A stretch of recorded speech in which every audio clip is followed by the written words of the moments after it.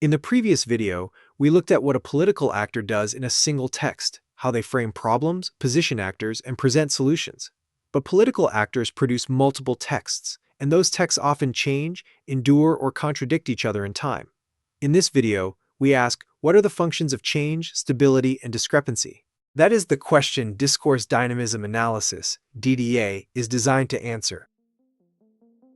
DDA is the second analytical stage of DPA.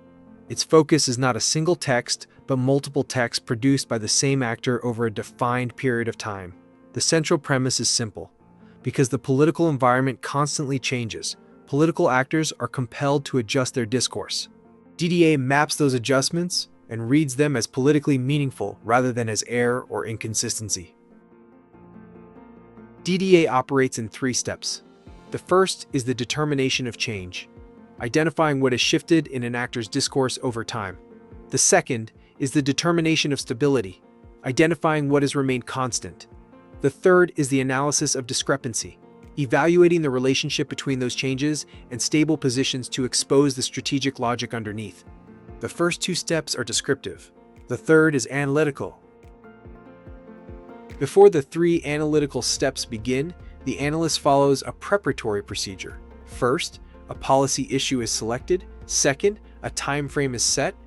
Third, discourse fragments related to that issue are collected. Fourth, discourse topics are identified from those fragments. Only then does the analysis begin, with step 5, where change and stability are determined simultaneously, followed by step 6, the evaluation of discrepancies. Change in discourse takes 4 main forms. New arguments appear and old ones disappear. The boundaries of in-groups and out-groups are redrawn. The level of verbal aggressiveness increases or decreases, and the degree of reconciliation shifts. When these changes appear consistently across multiple texts rather than within a single statement, they signal a genuine discursive shift, not a rhetorical slip. Stability is equally important. It tells us what the actor is not willing to move on, the enduring priorities, the non-negotiable positions, the persistent self-images. The traces of stability are enduring arguments that reappear across texts, long-lasting ally and adversary labels, repetitive narratives in which the actor presents themselves in a consistent role, and persistent word choices that recur regardless of context. Imagine a political leader who, over 6 months, consistently describes a neighboring country as a strategic partner.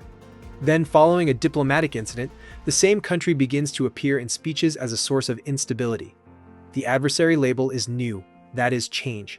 But the leader's framing of themselves as a responsible regional actor remains constant across all statements, that is, stability. DDA reads both together.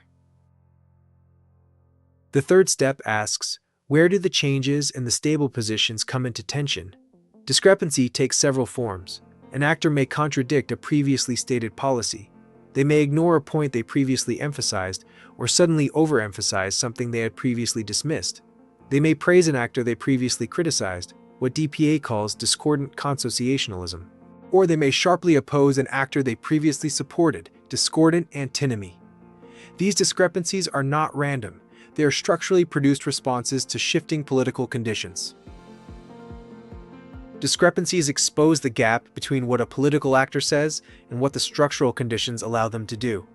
When an actor's material capacity diminishes, when their leverage weakens, their alliances fracture, or their position becomes untenable, that diminishment shows up in discourse before it becomes visible in policy.